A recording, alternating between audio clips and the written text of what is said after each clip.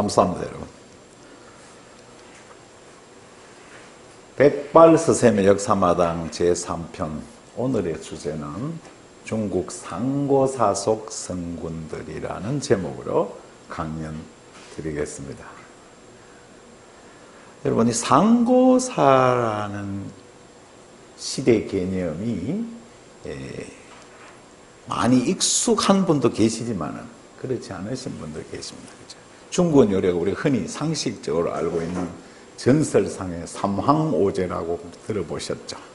그 다 알 필요는 없지만은 그 마지막에 소위 그 요순부터 해서 이 전설 시대에서 역사 시대로 연계되면서 처음에 하, 상, 주 이까지를 보통 우리는 먼 전설과 역사 시대가 믹스된 상고사라 통칭 그렇게 얘기를 합니다. 그런 속에서 소위 덕행을 겸비했던 그런 많은 분들이 계시는데 흔히 우리는 성군들이라고 얘기하는데 보통 요순하는 두 분은 흔히 입에 익어 있고 그 다음에 조금 아시는 분은 요순 우탕 정도 가고 그 다음에 이제 제대로 알려면 문무주공 이렇게 또한 몇 분이었습니까? 7분이 되겠습니다. 이 7분을 오늘 요순, 우탕, 문무주공 이렇게 세 파트로 나누어서 그렇게 설명 올리도록 하겠습니다. 자, 아까도 얘기했지만은 이 성수를 성자 임금군의 이 성군이라는 게 바로 뭐냐? 사전적 용어도 있고 우리가 흔히 알고 있습니다만은 바로 어질고 덕이 뛰어난 임금이다. 자, 그러면은 그 첫 번째 요임금과 순임금을 들 수 있겠습니다만은 여러분 한자 요순 이게 요임금요 순임금 순이라 할 정도로 이 두 분은 완전히 그 성군의 모델이다. 이런 식으로 보통 얘기를 하고 있습니다. 우리가 흔히 이 그림에서 따왔습니다만은 이 두 분들이 뭔가 어질고 덕성스러워 보이기는 합니다. 그죠? 자, 흔히 이 두 분을 일으켜서 요순시대. 그때 살기 좋았고 참 가보고 싶은 지금은 가볼 수 없는 그런 시대. 이런 얘기를 합니다만은 바로 이 요순시대 정의는 자, 우리 비록 마스크는 꼈지만 한번 다 같이 입 운동 한번 해봅시다. 다 같이 시작.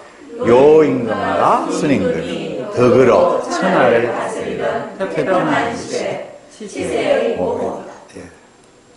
이 태자 옆에 이 삼수변이 붙는 이 다스릴 치자가 워낙 중국 역사에서 가장 모든 군주들의 화두였던 그 무시무시한 현재도 다스리기 어려운 황하 때문에 이렇게 삼수변이 들어갔다는 얘기도 하고 있습니다.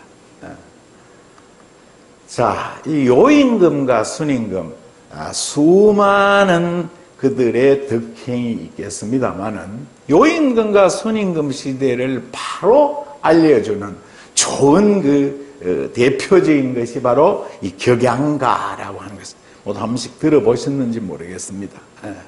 또 요임금은 우리 조선시대 때 태종 때부터 시작해서 숙종 때 부활하고 영정제 때까지 같은 백성의 소리를 듣는다고 해서 신문고 이런 거 들어보셨죠?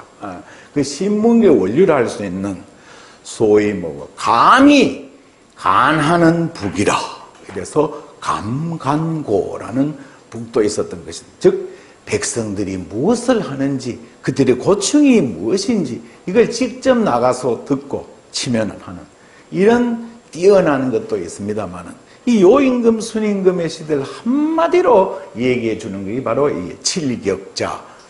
이 양자가 무슨 양자냐? 흑양자입니다. 노래가자. 농부가 흙을 툭툭 치면서 읊조리는 노래입니다. 여기 글자 있다시피 일출이작 일입이식 작정이음 경전이식 해 뜨면 나가 일하고, 해지면 나가 자고, 우물 파서 물 마시고, 밥 깔아서 먹고, 그러니 재력우와 하유제라. 뭐 임금의 힘이 내한테 도대체 안 먹힌다. 정말 이 최고의 시대인 것 같습니다. 그죠? 그러니까 요즘 같으면 이거는 뭐 기근망상제에다가 유언비어 날포제, 역적제, 국가기밀 누설제 마구 붙이겠습니다만, 예. 이 격양가로 대표되다시피 요임금과 순임금은 최고의 치세 시대였다. 이 두 분은 사실은 사기에도 나오고 있습니다만은 사실 전설에 가까운 그런 시대이기 때문에 그야말로 어성군이라는 얘기를 하고 있습니다. 그리고 이 요임금은 또 이 두 분이 왜 뛰어나냐 하면 말론 우임금까지도 볼 수가 있겠습니다만은 이 우임금도 요임금은 단주라고 하는 아들도 있었고, 그 다음에 순임금은 산균이라고 하는 아들도 있었습니다만은 혈연에 얽매이지 않고 과연 이것을 잘 다스릴 수 있는 뛰어난 인물은 누구일까? 이걸 찾아서 발탁해서 그에게 그 후임 자리를 갖다가 즉 현자를 넘겨주었다는 거죠. 이래서 이 요수는 이 격앙가로 대표될처럼 대표적인 이 시대를 얘기하고 있습니다. 여러분, 설명이 많지는 않았습니다만 요순이 성군인 이유는 나가서 백성들이 그런 노래를 할 정도로 직접 나가서 일하고 그들과 함께 백성의 민의를 수렴하고 그들과 함께 일하고 노력했던 그러한 모습들에서 우리는 요순이 성군인 이유를 여러분들에게 물어본다면 뭐라고 얘기하겠느냐? 여러 가지도 있겠습니다. 민의도 수렴하고 같이 일하고 있습니다만 한마디로 말해서 성군인 이유는 바로 저는 클덕자 행할 행자 덕행이 아닌가. 요수는 곧 덕행으로 요약된다. 이렇게 얘기할 수가 있겠습니다. 그 다음으로 나오는 두 분이 바로 우임금과 탕임금인데, 여러분 중국에 많은 세계사적 의문을 갖고 중국은 억지로 유적 발굴로서 그들의 역사적 욕심으로 역사시대로 넣으려고 하는 최초의 국가 하나라를 세운 임금이 바로 이 우임금이고, 이 우임금은 많은 인터넷이라든가 흔히 학창시절부터 들어서 중국의 가장 골치 아픈 황하를 9년간 범람을 다스렸습니다. 관계 치수의 대명사로서. 그래서 바로 이 순임금으로부터 발탁되어서 이 우임금이 이 하나라를 갖다가 이끌게 됩니다. 야간 270년간. 예. 이 우임금은 무엇이 제일 잘했느냐? 바로 황하 치수에 성공했다. 여러분, 이 황하는 저쪽 곤륜 산맥에서 발원해가 우리 발해만으로 약 5,400km가 넘습니다만은 중국의 양쯔강은 삼엽댐으로 잘 되었습니다만 이 황하는 아직까지도 중국의 최고의 돌입니다. 중국 최고의, 신은 공평하죠. 일본에게는 태풍, 중국은 이 황하의 시련을 주었습니다. 이 황하가 여러분 쭉 오다가 보면은 다시 이렇게 올라갔습니다. 내몽골 지역까지. 그렇게 디귿자로 꺾어서 내려와서 가는데, 문제는 해동이 될 적에 상류는 녹았는데 위도가 낮으니까 이 하류는 얼어있단 말입니다. 이렇게 디귿자로 올라간 이 지역을 뭐 지도에 표기는 안 했습니다만 오르도스 지역이라고 하는데, 이러니까 이 황하가 황토고원에서 이 경류가 내려오다 보니까 상류는 녹았는데 하류가 안 얼다 보니까 그대로 쓸어버리는 거죠. 중국 황하범람은 우리 제방터진가하고 하물며 5천만 명의 이재민이 나오고 그렇죠, 그죠? 그래서 요즘 중국 공군들이 폭격기를 동원해가 하류에 폭탄을 투여해서 얼음을 깰 정도. 그렇게 황하는요, 오늘날도 그들의 난제인데 그거를 갖다가 우임금이 그 물을 분류를 시키겠죠. 그죠? 제방을 해가 물을. 그리고 소위 하상, 즉 계속 황토 토사가 누적되니까 뭐 댐도 세울 이유가 없어요. 그러다 보니까 하상이 높아져가 흔히 우리가 지리 시간에 옛날 배웠던 천정천이 되어버리는 거죠. 댐 무용지물입니다. 그래서 바로 이 하상을 갖다가 올려서 깊게 하는 이런 걸 갖다가 했으니 이 우임금이야말로 가히 요순 다음에 이 성군에 들어가고도 남는 거죠. 치수의 달인이다 이런 거죠. 바로 순임금으로부터 받았습니다. 그리고 요 당임금은 여러분 알다시피 옛날 분들은 은나라로 알고 있겠습니다만 이 상나라를 세운 임금이죠. 예, 이 우임금이 세운 하나라가 17대 걸왕 때와가 폭군의 대명사 이 만리와 함께 이래서 내쫓기고 새로운 역성혁명으로 신하가 군주를 갖다가 몰아냈다. 이신벌군의 새 역사를 열었다. 그래서 이 우임금과 당임금을 같이 보고 있습니다만 이 우임금은 최초로 세습이 되었지만 당임금은 바로 제후들의 그 추대와 그들의 추대와 그들의 그 응원력에 바로 이렇게 올라간 거죠. 자, 그러면 이 우임금은 바로 아까 다시피 하천을 갖다가 황하를 다스려서 그렇게 했고, 그 다음에 요순우 이 세 분들은 뭐냐, 워낙 덕이 있으니까 이렇게 자연스럽게 현자로 이어집니다. 여러분 그니 역사 상식이 알겠지만 서력 기원 1세기와 2세기 200년이 소위 팍스 로마나라고 해가 로마의 전성기인데, 그때 물론 황금 무도한 카리큘라라든가 시인의 자질도 안 되면서 불타는 로마 신에 불을 질러놓고 불타는 로마는 아름다워 여봐라 눈물 잔지 했었던 참 폭군의 대명사 누구죠? 네로. 이 두 사람 정도는 있었습니다만 서기 96년에서 180년까지 네르바 로부테가 마르쿠스 아우렐리우스를 이끄는 5명의 오현제 시대가 있었는데, 이게 뭐냐, 너무 큰 로마를 다스리려니까 내 아들이지만 역량이 안 된다. 그러니까 이렇게 보고 능력이 뛰어난 인물을 양자로 만들어서 훈련을 시켜서 다음 황제를 이끌어가게 했으니까 이 84년간이 최고예요. 마지막 철학자였던 이 마르쿠스 아우렐리우스가 고만 그렇게 하지 않고 아들 콤모도스에게 세습하는 바람에 소위 로마가 디클라인 앤드 폴, 쇠망하는 길이 되었죠. 글래디에이터 영화 보셨죠? 거기서부터 시작되고 있잖아요. 영화는 안 띄었습니다. 자, 여기에 여러분 말도 많고 또 모든 정치적인 역사나 이런 데서 해자되는 것이 이 당임금입니다. 아까 걸왕이 너무 황금 무도에서 내쫓겼고 많은 제후들에 의해서 추대되었던, 하늘의 명을 받아 천하를 다스리는 중국의 황제 천자일지라도 덕이 안 되고 백성들의 소리에 귀를 기울이지 않으면 제자리를 할 수 없다.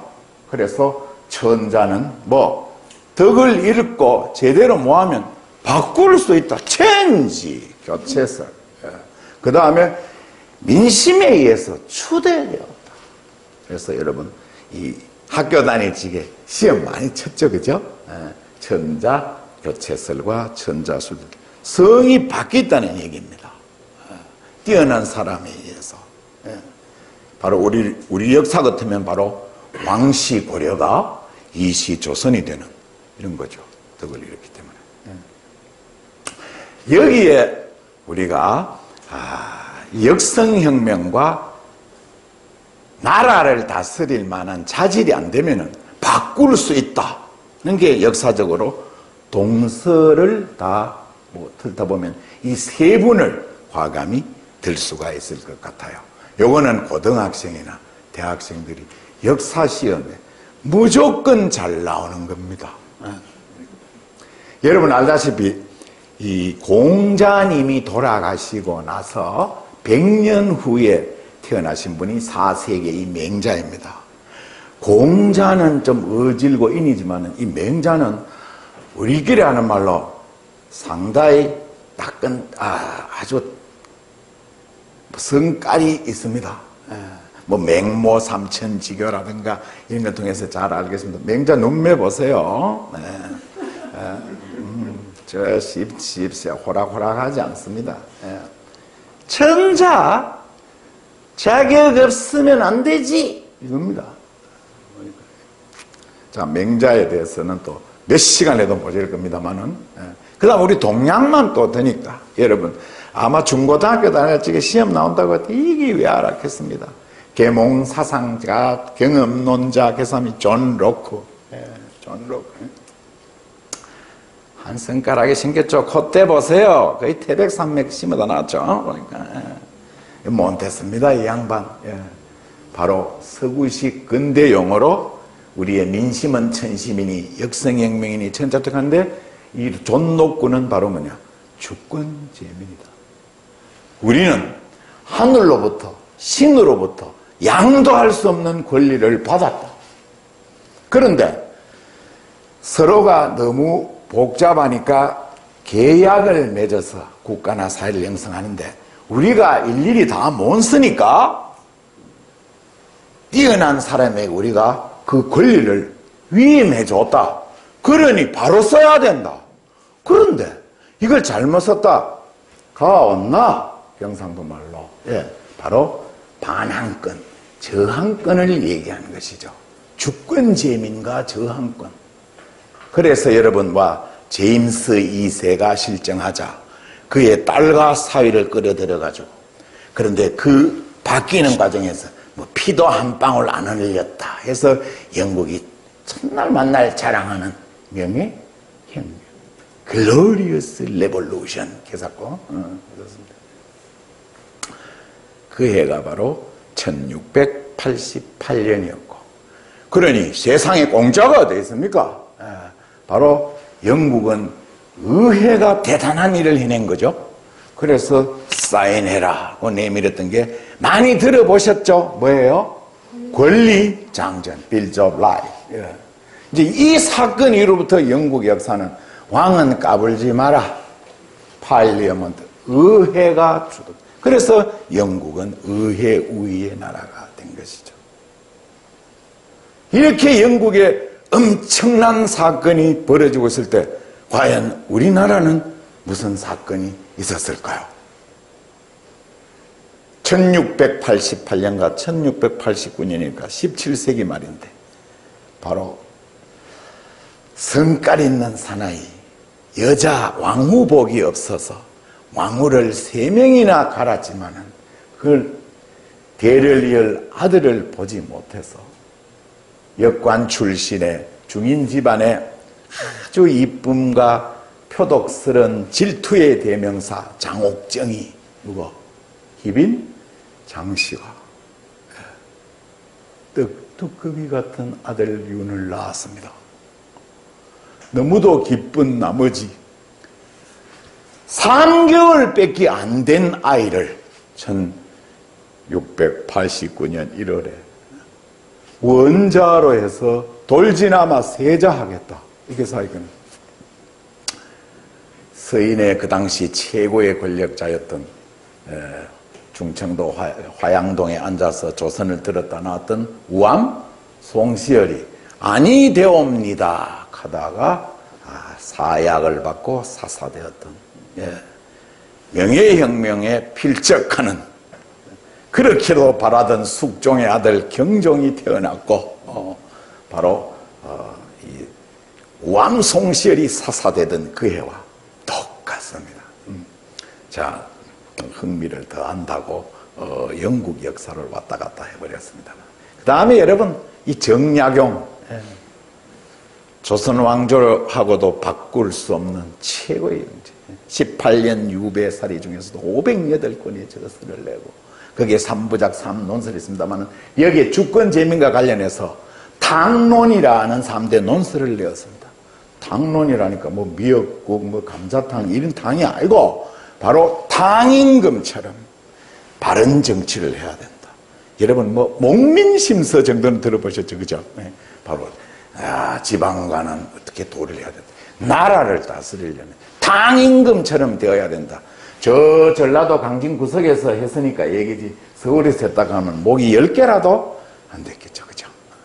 그래서 여러분 맹자, 정약용, 존덕고 뭐 이걸 중고등학생들도 많이 듣고 대학생들 입시하는 사람도 있어서 이렇게 한번 역사적인 얘기들을 잠깐 좀 해보았습니다. 그러면 우임금과 탕임금이 이 성군인 이유는 과연 무엇일까? 바로 민심은 천심이다. 바로 이 탐론이 되겠습니다. 그 다음에 이 마지막으로 이 주나라를 세우는 바로 문왕, 무왕, 주공 이 세 분을 마지막 성군으로 들어보고자 합니다. 여러분 이 문왕은 소위 그 상나라의 제후였습니다마는 그 너무도 주왕이라는 자가 황음무도해서 그를 내쫓고 80년 동안 위수강가에서 고든 낚시로 세월 오기만을 기다렸던 소위 인재발탁의 대명사 누구? 강태공이죠. 이 강태공을 발탁해서 정지 작업을 하다가 너무도 힘이 붙인 나머지 문왕은 그것을 보지 못하고 죽었고 그의 둘째 아들이었던 이 무왕이 첫째 아들 백업고는 마지막 폭군이었던 이 소위 주왕이 왜 폭군이냐 주왕이 그 옳은 소리하고 반항하니까 그 아들을 솥에 넣어서 삶아서 탕과 고기를 주면서 먹으라 할 정도의 악독했던 자가 바로 여러분 달기와 함께 상나라를 멸망시켰던 이 주왕입니다. 이를 갖다가 극복하고 문왕은 그것을 보지 못하고 죽었고 강태공과 함께 모든 중국 역사에서 거의 800년이나 간 여러분 춘추전국 시대를 동주시대라 그러고 이들이 세운 나라를 서주시대라 그러는데 다파는 제일 깁니다. 여기에 문왕, 무왕은 강태공과 함께 모든 유교적 전범의 대명사인 주나라를 세웠고 여기에 무왕이 죽고 나서 수많은 형제들이 있었습니다만 삼촌으로서 모든 권력을 장악할 수도 있었습니다만 어린 소위 성왕이라는 조카를 내치지 않고 성년이 될 때까지 잘 보살펴서 그가 성년이 되자 조용히 다시 제후로 격화되어 가지고 자기 주어진 분야에 치세만을 했던 그래서 공자가 가장 이상적인 지도자의 모델이라고 했던 분이 바로 누구? 주공입니다. 그리고 이 주공은 아까 맹자라든가 다른 분하고는 달리 아주 누가 봐도 이렇게 넉넉하고 후덕스럽습니다. 그죠? 이분이 바로 주나라의 나라를 다스리던 모든 전범 이걸 완성했다. 이래서 흔히 주례라 그러고 여기에 고대 중국에서는 예와 악을 대단히 중시하는데 이 예는 다른 것을 이렇게 구별하는 것이 예요. 악은 쉽게 말해서 뮤직으로 보겠습니다만은 같은 것을 이렇게 화합하는 것이 악이다. 이런 좋은 얘기가 있어서 한번 드려보았습니다. 그래서 이 주공은 여러분 알다시피 뛰어난 인재가 오면 밥을 먹다가도 머리를 감다가도 나왔다. 그래서 최고의 공자가 이상으로 삼아서 나의 이상적 성인은 바로 주공이다. 이런 얘기를 하였죠. 그리고 이 세 번째로 이 세 분들의 중요한 사실은 바로 뭐냐면 강태공과 같은 뛰어난 인재를 발탁해서 세력을 펼쳐갔고 그 다음에 이후 모든 중국 역사에 있어서 최고의 제도라고 할 수 있는, 땅이 너무 넓으니까 70여 명의 제후들에게 나누어서 지방분권적 제도의 대명사, 땅과 즉 봉토를 줄고 관직을 수여할 테니까 너희는 거기를 잘 다스리고 그 대신 너는 어떻게 되든 아무리 크지만 나의 신하이다. 그러니까 공납과 군력을 바치라는 소위 혈연적인 상하 관계가 바로 여러분 잘 아는 서양식으로는 퓨달리즘이라고 하는 봉건 제도예요. 서양은 계약적이죠, 그죠? 그리고 자, 모든 농업국가와 이후 역사에서 최고의 토지 국유제의 그 전범이 바로, 여러분 이거 보니까 무슨 글자로 보이세요? 발을 정자죠, 그죠? 이 발을 정자가 뭐냐? 우와, 우물정자.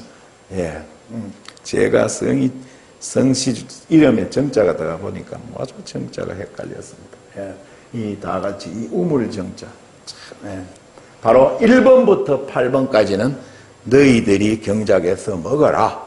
그 다음에 요 센터는 바로 뭐 퍼블릭이다. 공정이. 그래서 국가의 세금내는 그야말로 농경국가에서 최고의 이상적 제도입니다. 그러나 이것이 세월이 가면은 어떻게 되었죠?